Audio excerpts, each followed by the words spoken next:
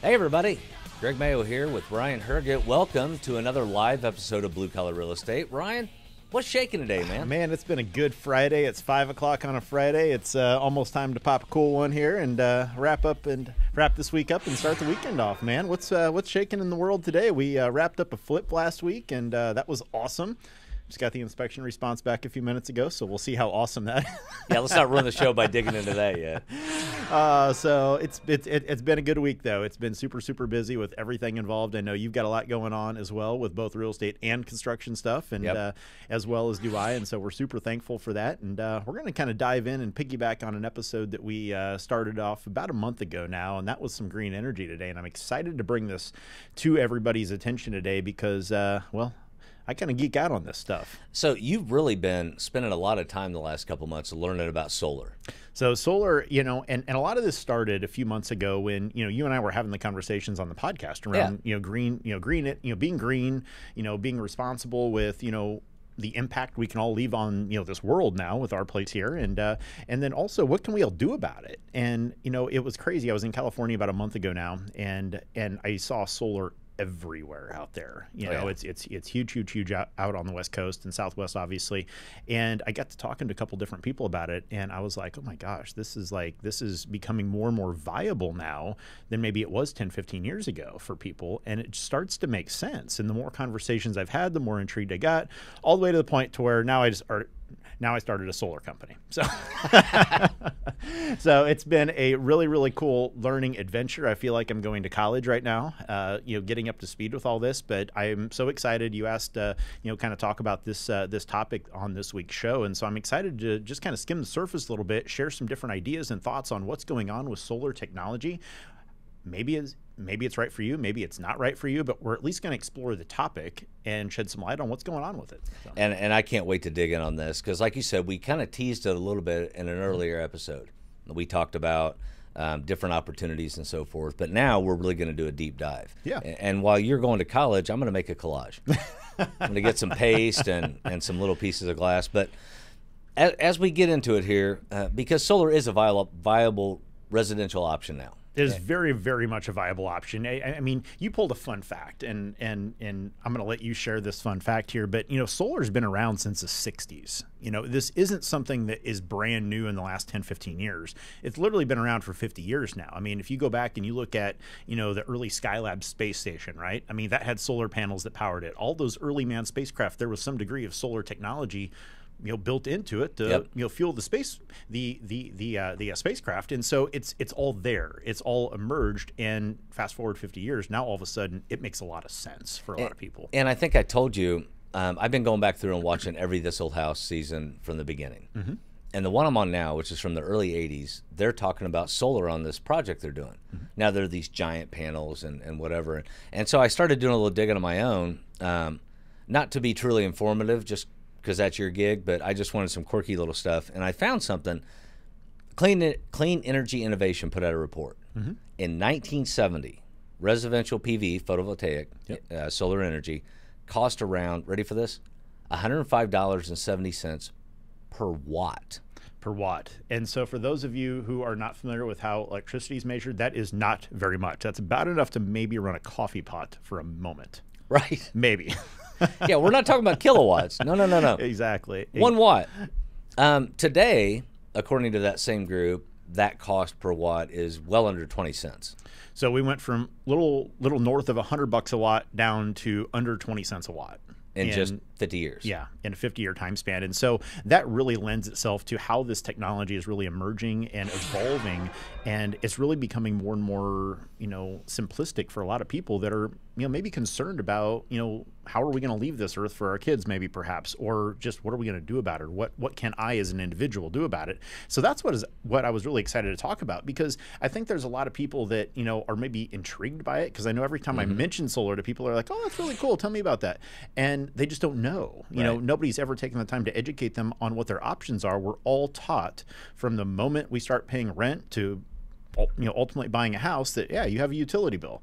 Well, it doesn't have to be that way anymore. And that's what's so cool about it, is because, and I'm going to spare everybody on going off on too much of a tangent here, but the utility companies are really one of the last big monopolies in the world right now, right? Yep. I mean, truly, if I move to Brownsburg, which is where I live, I don't have a choice as to, who I get to choose for a utility company. There's zero competition in that. And again, I'm going to just kind of put a comma here and move on subjects. Otherwise, I'll get mad. But ultimately, people don't have a choice. And when you don't have a choice, well, then it's, the price is automatically going to go up. And energy use right now is going up at an average rate of 6% a year. So if it costs you $100 this, as an average this month, it's going to cost you $106 next year, average, per month. So it's one of those things that's not going down. You don't have options. So what can you do about it? Well, and if I can just, a quick sidebar that I was thinking on the way down here while I was stuck in traffic, about this. So my parents, both born in the 40s, still call electricity the light bill. Mm-hmm. That was kind of the main thing. It was back then, right? It was on Monopoly too, by the way. Right. The electric company. Right. Electric and water. Damn it. Ooh, we're live. Anyway, so I was driving here thinking about it, and I was thinking, really, what we're seeing with the rise in solar is just economics 101. Truly. The grid and the power stations and whatever can't keep up with the demand. Our country is growing exponentially year after year after year with more and more people, more and more need for electricity. Think of all the devices we have. I've got 4 of them near me right here, not to mention all the stuff Jason has. Jason's probably using about 40 kilowatts per hour in this house. I'm thinking it's a lot in this room. Let me just switch to the studio cam there so everyone can see all the screens and cameras. Look at the studio. If you are listening on iTunes or Stitcher, I want to encourage you to pop over to YouTube. We work in probably the most BA studio out there. Badass. Oh yeah. I'm just gonna say it. This is the coolest setup. This is really such a cool setup. I'm super thankful that we were introduced to Jason. And I'm looking to that shot right there that he's got up at the studio. It's basically a TV station. And I'm thinking, well, even beyond that, I'm thinking, okay, Jason really is controlling the international space station when we're not here. Pretty much is. We need to get Jason a couple solar panels for backup power in this place, it sounds like. So or a few more.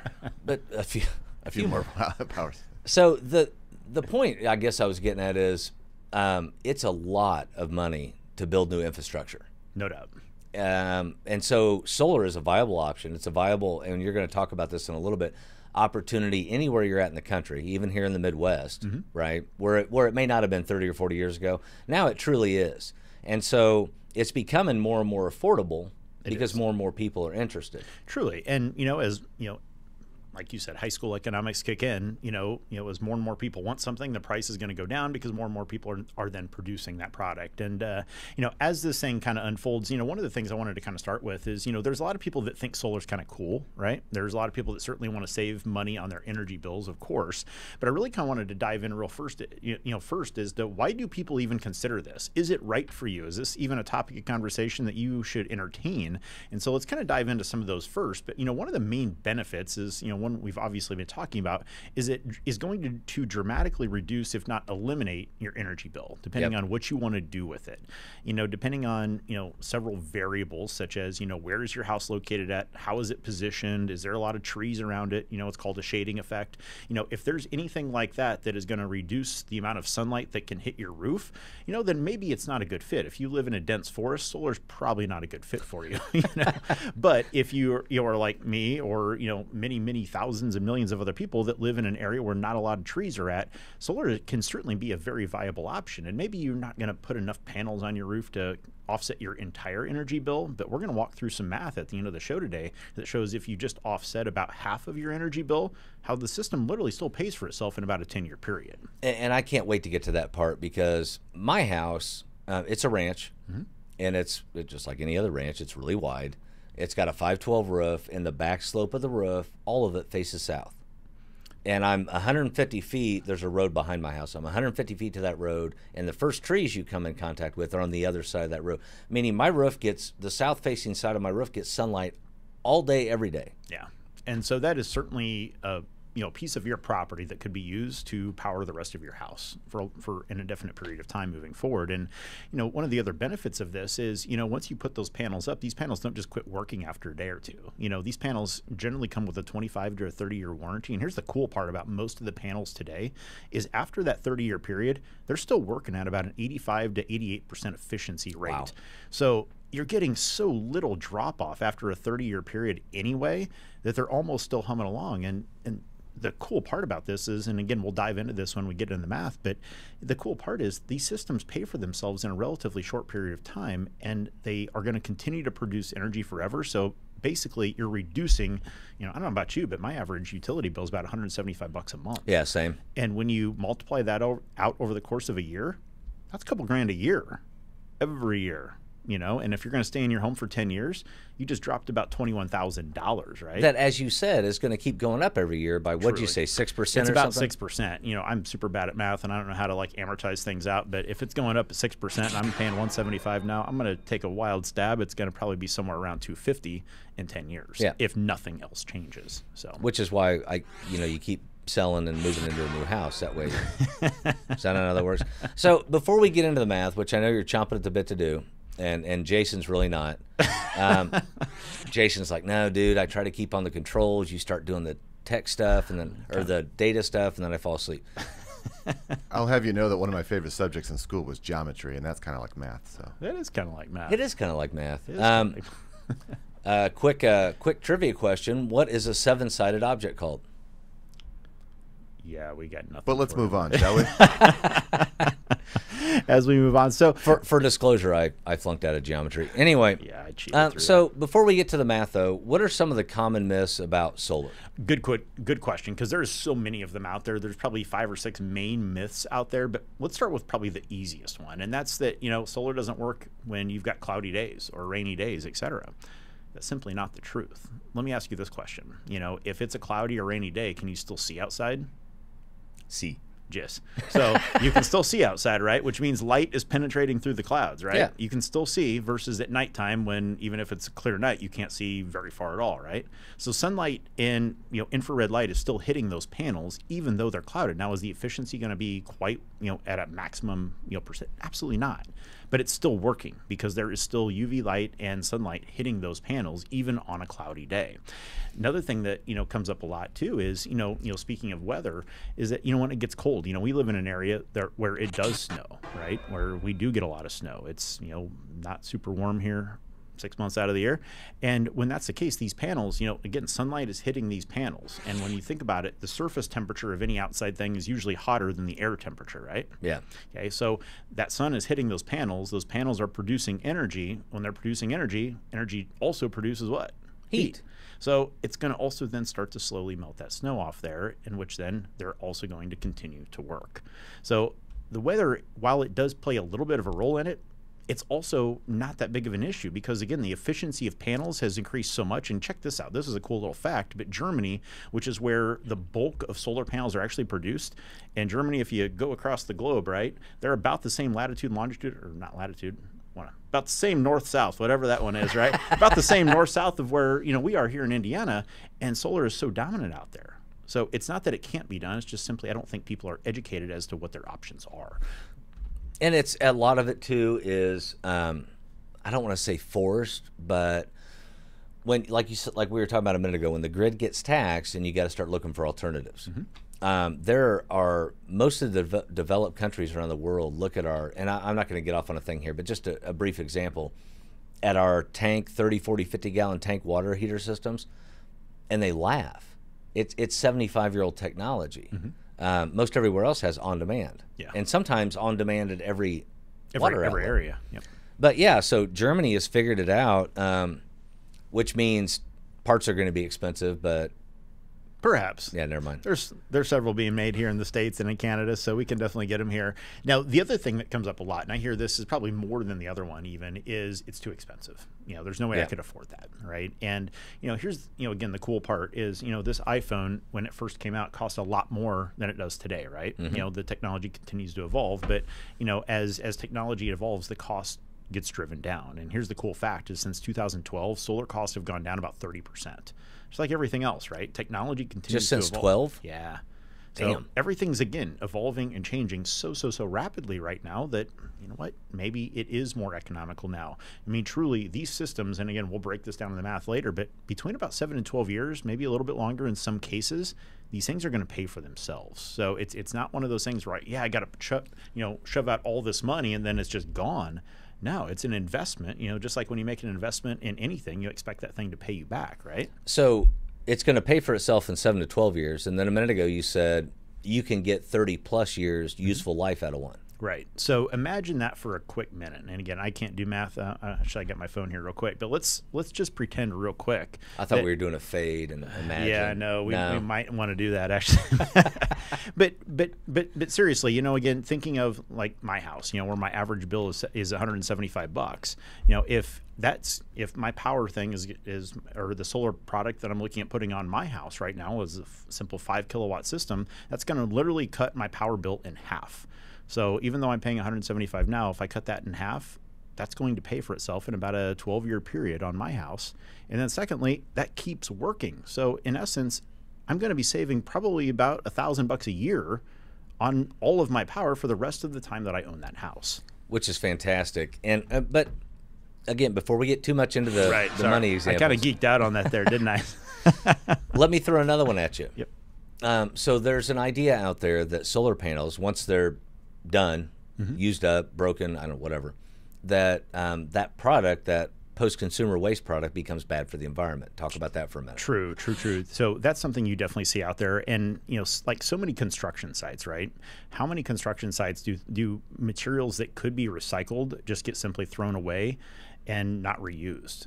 On so many out here in Indiana, at least. I mean, you see all these construction sites with all this wood that just gets thrown away and whatnot. But the cool part about, solar panels is they can also be recycled. In fact, most of the companies that manufacture them will actually take them from you. So really? You don't even have to mess with it. So if you have a panel that's no longer working or it's broken or it's fast forward 40 years and the efficiency isn't where it needs to be, most of the companies that are installing them will actually just take them back from you. So you can just dispose of them that way.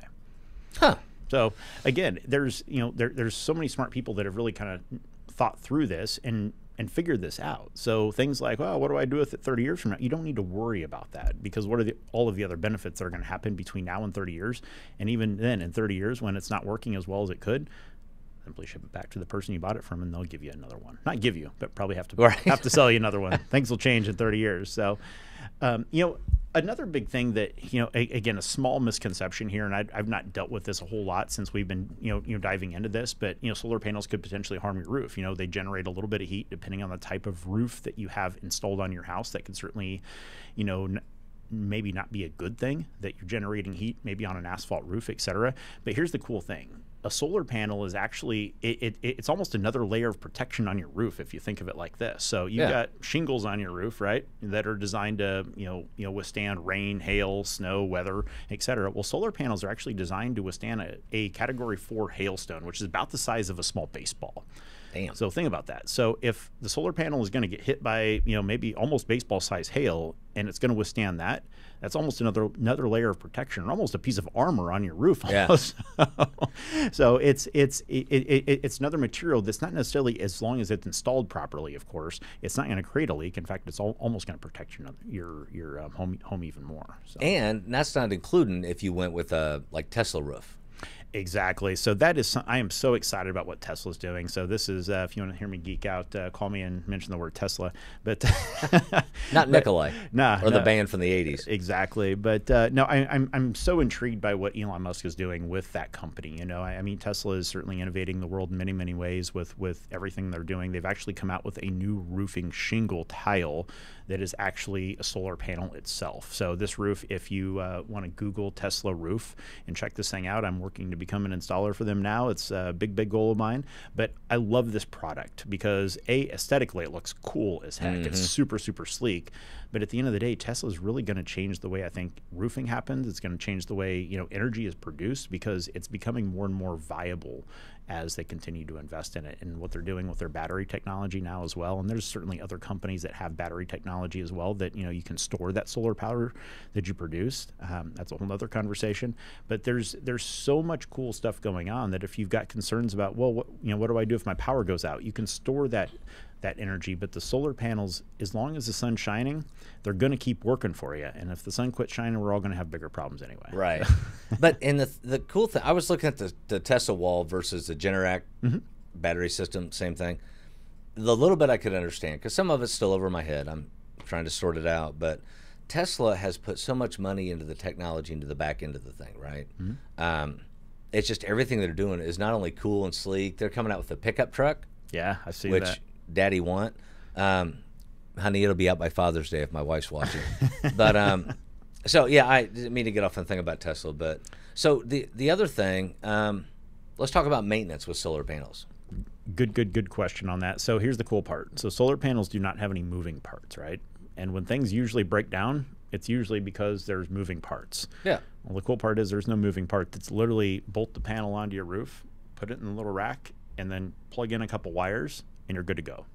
That's the extent of maintenance on this. Now, you can go wipe them off if you want. You know, that's going to help a little bit, but not a whole lot. Ultimately, they're pretty maintenance free. So I how love awesome that. is that? You literally install them once, and as long as they're installed right, you really don't have to mess with them again. And one thing I want to key on that you just said, you plug the panel into the next one.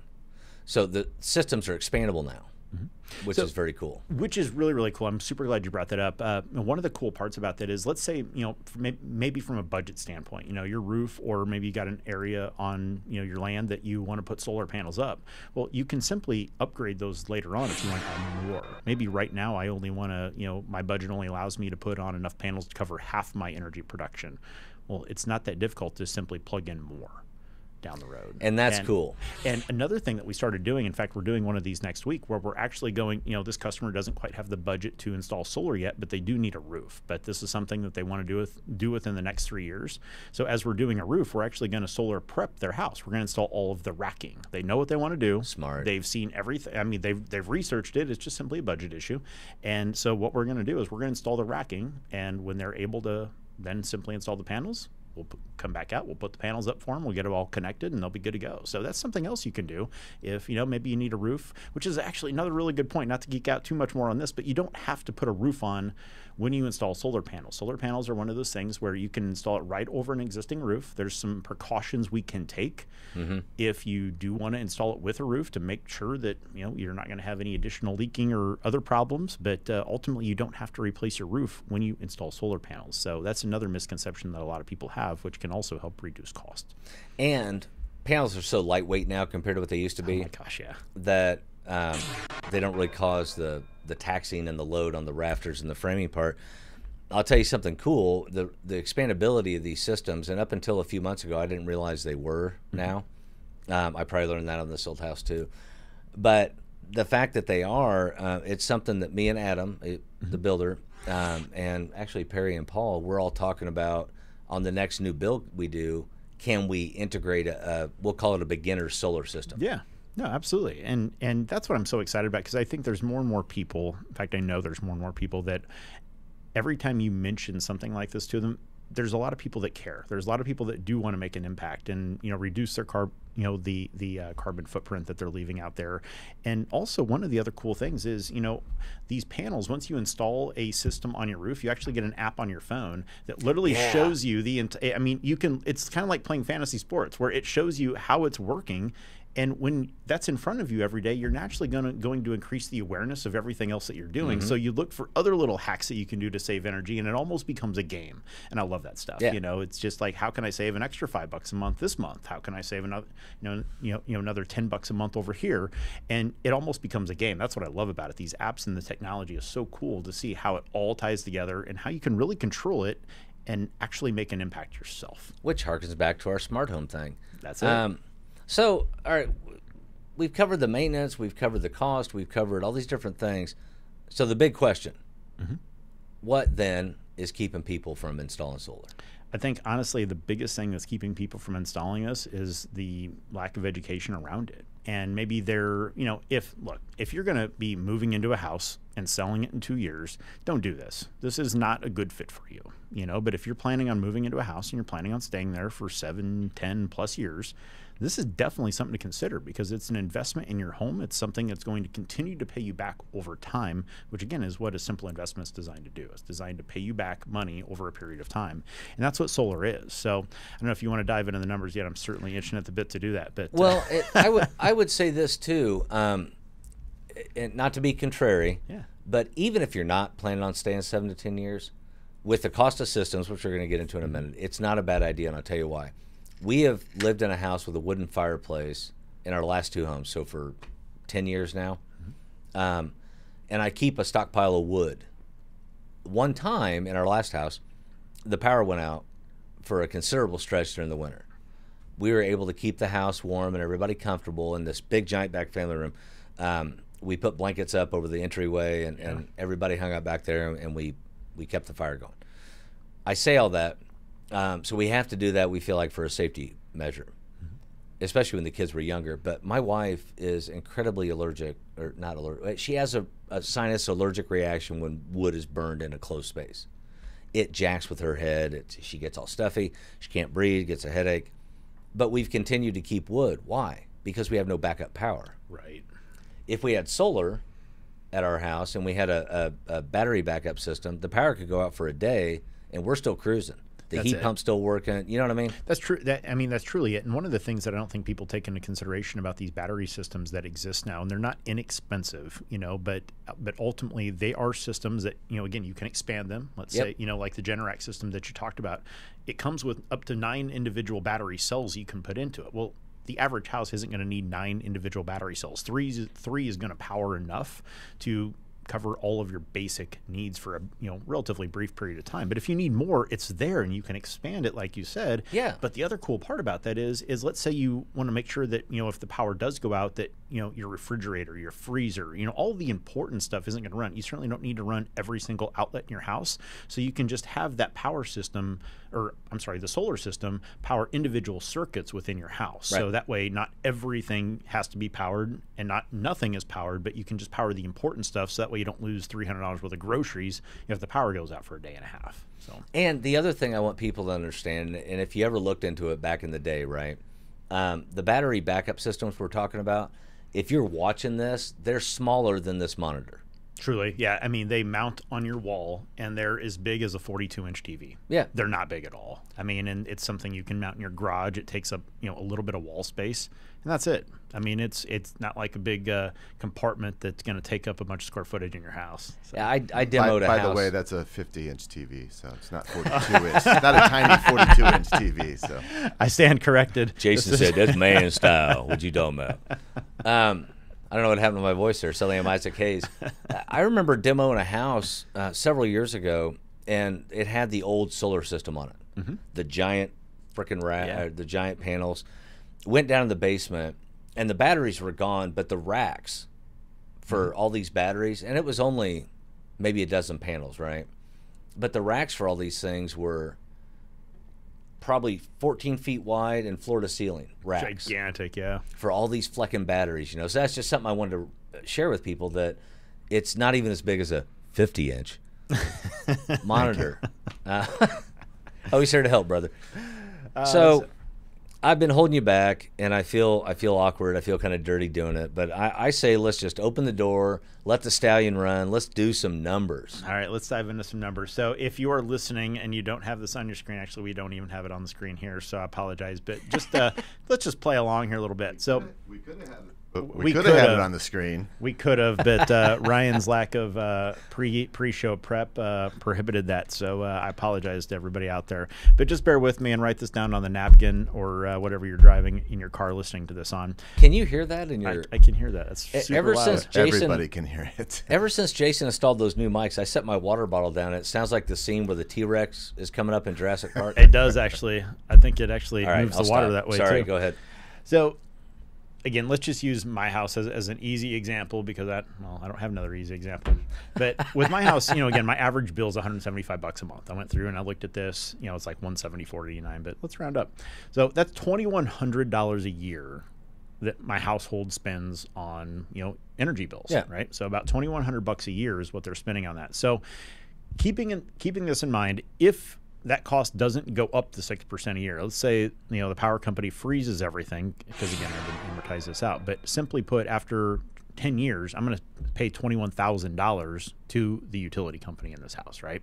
So that's a hefty chunk of change. So the solar system that I'm looking at installing on my house is a 5 kilowatt system. Okay. And so 5 kilowatts, when we're looking at housing, right? Mm-hmm. Okay, my house uses, your house and your electric bill, it measures the utility, your power based on kilowatt hours. So if you look at that bill, you're going to see how many kilowatt hours you're using between this statement and the previous statement. Yeah. And if you go and average that out, that's how much you're using. So my house, my family, we use about 1,500 kilowatt hours per month. So if you break that out over a day, it's about 51 kilowatt hours per day is what we're using as a family. So that being said, a 5 kilowatt system, if it's working efficiently, everything's going well, is going to produce about 23 kilowatt hours per day. Okay, so that's about half of my energy consumption right there. Yeah. A little less than half, about 45% of my energy consumption is what I can install with a relatively basic solar system. Okay, so this is not a complex system, just a basic system, no battery, no nothing, and just using some average numbers. Okay, solar is billed, when you talk to any solar company, maybe mine, maybe any other solar company out there, they're going to charge you based on the watt. So based on however many watts of power you need to generate is how they're going to charge you. That makes sense. Okay, so the average in Indiana, okay, if you look this up, you can look it up as well, but the average kilowatt charge for solar install in Indiana is $3.51 per watt. Okay, so $3.51 a watt. Okay, and I'm installing a 5,000 watt system, so basic math, $3.51 times 5,000 means this solar system should cost me about $17,500. Okay, so about $17,500 Out the door. Money out the door. Just write a check, finance it, however Okay. you want to pay for it, but money out the door, $17,500. Okay, so it's going to cost me a little bit of money to do this up front, but here's the cool part. Right now in 2020 still, this is across the country, there's a 26% tax credit on what you spend on solar. Okay, and Now, how does that work? good question. So a tax credit is going to work a couple different ways. So if I spend $17,000 right now and I have the tax appetite, meaning I pay enough in taxes, I can write all of that off in 1 year. Okay, I can get all that money back, and I can just throw all that money. When in this case, 26% of 17.5 is like $4,500 and some change. Okay. So I could get all of that back in 1 year, or I could break it out over a 5-year period. But simply put, I'm going to get about $4,500 back. Okay, just for doing this. That's just the credit that I get. So if we look at the net cost of this system, it's just shy of $13,000. And that's federal. That's federal taxes, correct? And are there local? That's something you're going to have to research because literally every single county is different. Not just state. Every single county is going to be a little bit different. But I wanted to get that out there for people that not only states but local municipalities, different electric companies, they all have different incentives that add on to that. And so this 26% is just a starting point. that's just a starting point. That's not taking in any local incentives, anything else. That's just a federal tax credit right now. And again, that's supposed to go down to 22% in 2021, but for right now, it's still a decent amount. So after the tax credit, this system is theoretically going to cost me $12,900. Okay, so $12,900. So Okay. let's remember that number because that's what this thing's going to cost me. Well, we already know that I'm spending $2,100 a year, right? Right. So it's cost me $2,100 a year. So I don't have to do a lot of basic math. But here's the thing. I'm not installing a system that's going to cover all of my utility bill, right? I'm only installing about half of it. So simply put, if we break this down all the way to the bottom, okay, and I'll spare everybody the murder of going through that right now. But basically, the solar system is going to save me about $79 a month in my utility bill. So about half my utility bill is being saved right there. Right on. And ultimately, if I break the math down, and I'll just skip to the end here for everybody, but this system's going to pay for itself in just at 13 years. Okay, so at 13 years, this system, which is only covering half of my utility bill, I could expand that out if I want to and make it pay for itself faster, but ultimately it's going to pay for itself in about 13 years. So if I stay in this house now, my energy bill is half what it once was, and this thing's paying me every single month because it's money I'm saving. That's brilliant. I mean, it just simply economically makes sense now to where I'm not going to have to be paying out that entire amount every single month. And ultimately, I would fully expect that I would probably get further excited about this and expand that system out after I saw how it was working. And with the system you're talking about installing, is this tied to the grid or are you using a battery backup? Good question. So there's a concept called it's not a concept, it actually exists, but it's called net metering, right? Okay, Yeah. so net metering, what that means is, let's say my system is producing more than enough power than my house is using right now. Well, it's going to send that power back to the grid, and the power company is only ultimately going to charge me every month. There's a little more to it than this, but this is the Cliff Notes version. The power company is only literally going to charge me for the amount of energy I use. Because here's the cool part: if my system is producing more than enough power than I'm using, it's going to literally turn my meter backwards. That's cool. So remember those like old cars when you like put the drill up to the odometer and turn it backwards? I never did that or anything, but basically that's what this is doing. It's going to turn your odometer backwards a little bit, and then it go back forward when you're using it. So net metering is basically going to save you a little bit of money. You can sell your energy back to the power company, although you're certainly not going to get rich on that. But ultimately, you can give back some of that power to others that are using it as well. But your system is that type, right? Correct. Yeah. I'm not going to install a battery on the house that I'm in right now. It just simply economically wouldn't make a lot of sense, and I don't ever buy enough food to worry about losing foods. Well, there's that. So for the house I'm in right now, I am not going to worry about a battery, but getting a system installed is definitely the goal. You could lose beer. That's a problem. That could be a problem. So we're about ready to wrap up here. So if somebody wanted to know more information, If somebody wants to know more information on solar, just simply Google this. You can get any information you want. If you're here in the Indianapolis area, go to roofcoindy.com, and we can definitely help guide you through any questions you have on this. But just check it out. There's so much information on it out there right now. One of the things I've definitely run into myself is it's a little confusing. If you don't know a lot about this, I mentioned I feel like I'm going to college right now, but ultimately, it can be a little confusing when you get going. But finding somebody that's been around, that's been doing this, I know that's what I did as well. Just finding some mentors that can help coach and train you and bring you up to speed quickly. It's exciting stuff, and I literally couldn't be more excited about what's moving forward here. I'm excited to see where this goes. I really am. And we're going to wrap up here just to let everybody know next week, you know what we're talking about? What are we talking about next week, Greg? The look on your face, it's awesome. Next we'k, where'd he go? Oh, he's over there. He's back over here. Next week, we're going to talk about construction waste and remodeling waste. Oh my gosh, yeah, this is huge. Now, this is something that gets me all charged up. We are going to talk about everything, not only how much waste goes to the landfill that is construction based, but also what of it we could recycle and how we recycle it. So we're going to dig into that next week. But for today, solar was the thing. If you want to know more information, reach out to this guy. Go to roofcoindy.com. Ryan is going to be the Indianapolis expert on solar. I swear to you, that's what's going to happen. That's the plan. That is the plan. So be sure, if you took anything away from this episode, smash that subscribe button, like the show, comment, let us know how we can help you out. That's what the show is all about. So thank you so much for everybody for tuning in today. Hopefully this was helpful. And Greg, enjoy the weekend, man. Yeah, you too. All right. Have a good one, everybody. Take care.